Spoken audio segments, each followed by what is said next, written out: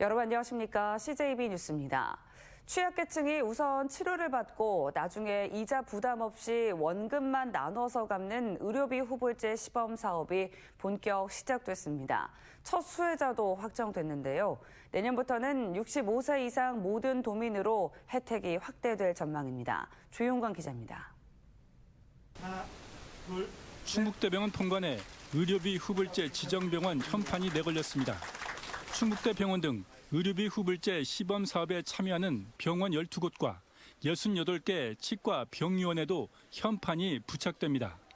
진료비 부담으로 진료를 좀 꺼려했던 이런 취약계층에 대해서 정말 양질의 의료 서비스를 제공하는 그런 제도이기 때문에 적극적으로 참여하게 되었습니다.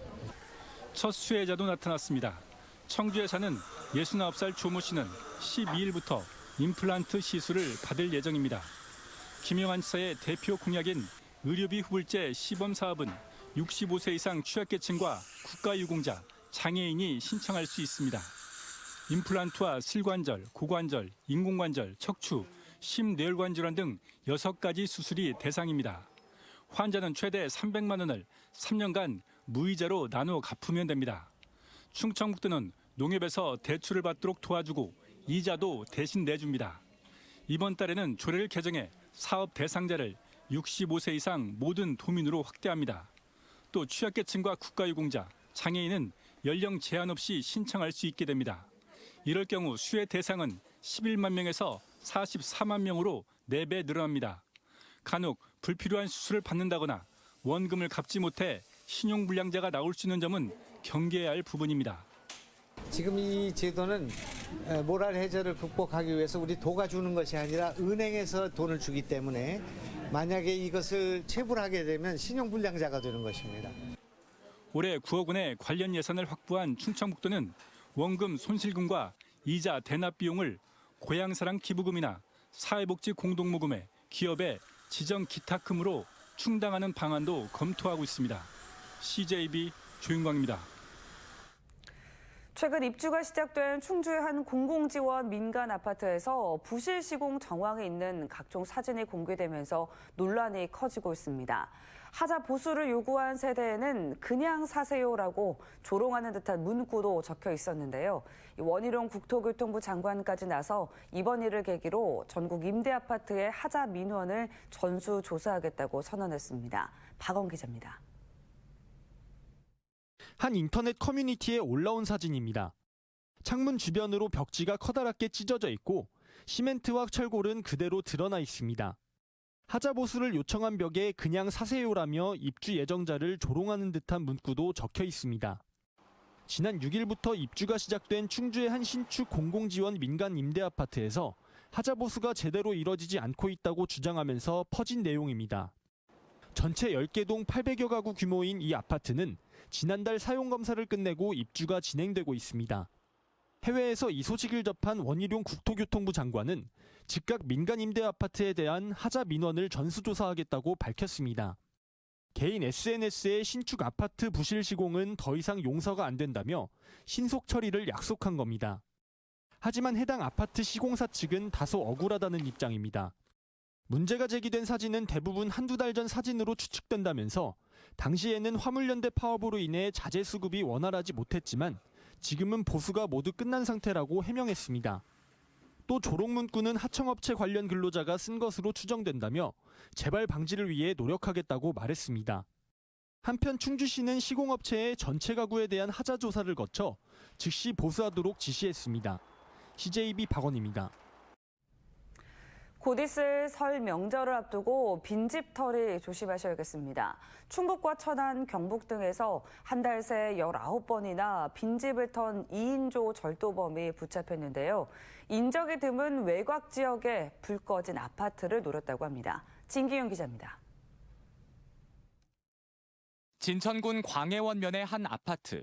어둠 속 마스크와 모자를 쓴 남성이 주위를 살피더니 베란다에 설치된 실외기와 난간을 발판 삼아 건물을 기어오릅니다. 불 꺼진 2층에 침입해 귀금속 등 360만 원 상당을 훔치는 데 걸린 시간은 단 8분입니다.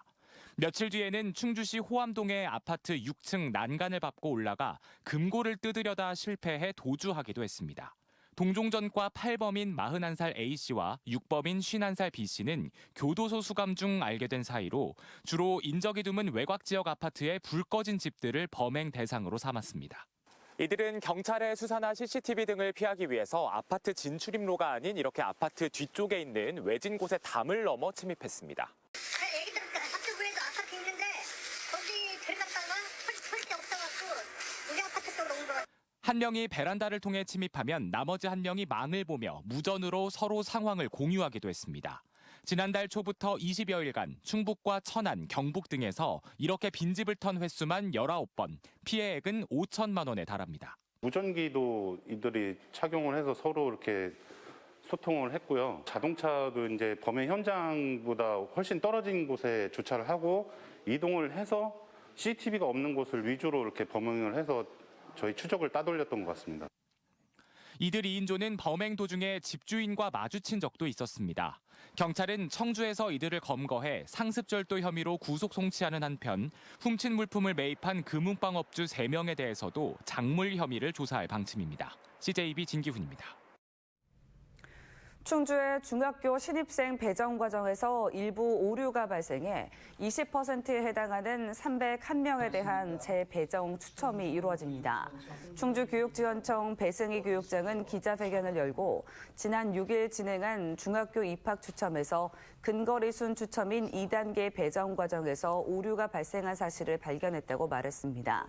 이어서 시스템 오류로 인해 학생과 학부모에게 혼란과 불편을 드렸다며 머리를 숙이고 오늘 오전 10시 재추첨을 진행한 뒤 오후 1시 결과를 다시 알릴 예정이라고 밝혔습니다.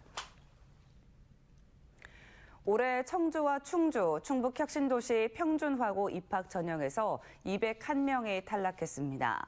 충북교육청에 따르면 올해 입학 정원이 19개 교, 5,180명인 청주에서 190명이 불합격했고 충주에서는 11명이 탈락했습니다. 또 올해 처음 평준화 지역이 된 음성군 맹동면과 진천군 덕산읍의 충북혁신도시는 2개 교 420명 입학 정원에 미달해 397명 전원이 합격했습니다. 학교 배정은 오는 19일 도교육청 고입 전형 포털 사이트에서 발표됩니다. 시설 재배 농가들이 요즘 난방 문제로 큰 걱정을 하고 있습니다. 기름 보일러 대신 도입한 목재 펠릿 가격이 너무 올랐고 또 최근엔 구하는 것조차 쉽지 않기 때문인데요. 남은 건 전기뿐인데 비용과 시간이 꽤 들어 농민들의 시름이 깊습니다. 홍우표 기자가 취재했습니다. 이 시설 재배 농가는 10년 전쯤 한 대당 3천만 원씩 모두 석 대의 목재 펠릿 보일러를 설치했습니다. 고유가가 계속되면서 기름 보일러는 경제성이 떨어지게 됐고 상대적으로 저렴한 목재 펠릿으로 하우스 난방 수단을 바꾼 것입니다. 그런데 최근 1, 2년 사이 상황이 돌변했습니다. 목재 펠릿 가격이 급등하면서 기름값이나 별반 차이가 없어지게 된 것입니다. 게다가 가정용은 제한 공급이라도 되고 있지만 농사용은 사실상 구할 수도 없게 됐습니다. 결국 올해부터는 목재 펠릿 보일러는 사용을 하지 못하게 된 것입니다. 개인이 가면 하루에 뭐 10개씩인가 뭐 이렇게 기반이 안 준다라는 얘기죠. 그러니까 아예 뭐 농사 쪽에는 살 자체가 없고 그냥 무용지물이 된 거죠. 난방 없이 봄 농사 준비는 불가능합니다.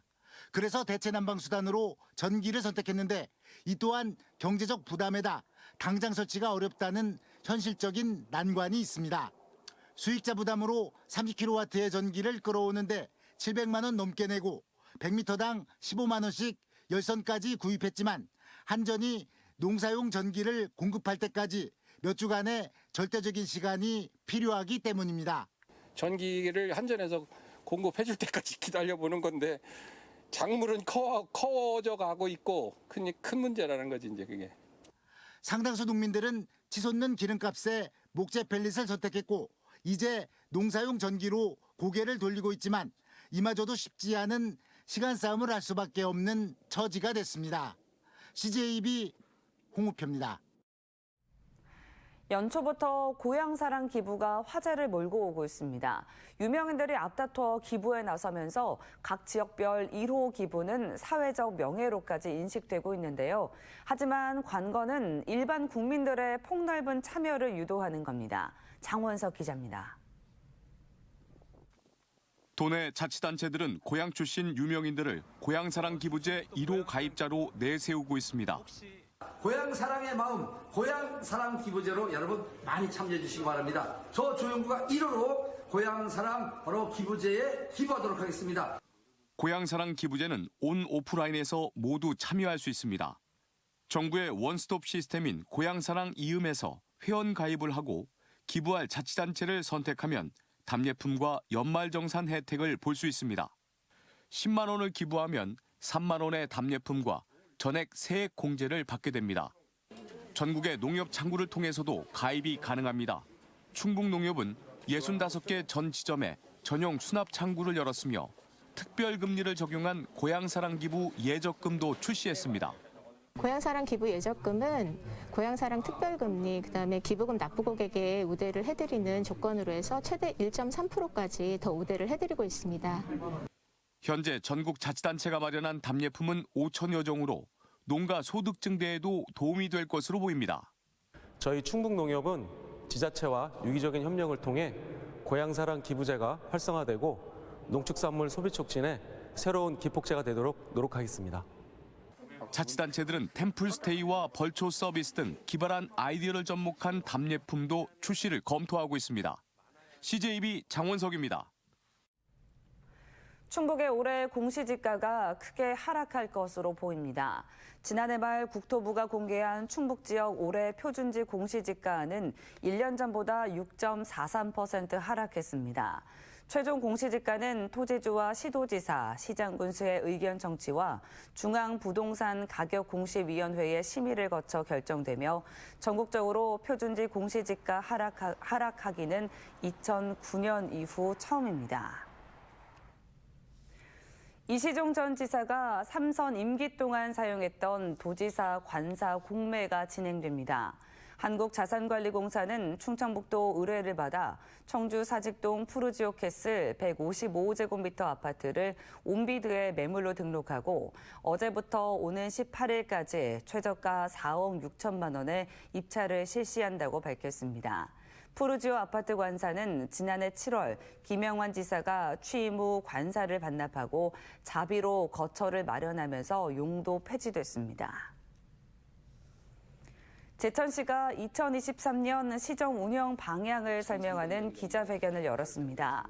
시는 민선 8기 첫 조직 개편을 시행해 미래 정책과를 신설하고 관광 미식과를 관광과로 명칭을 바꾸는 등 27과 128팀으로 기존보다 2팀을 더 운영한다고 밝혔습니다.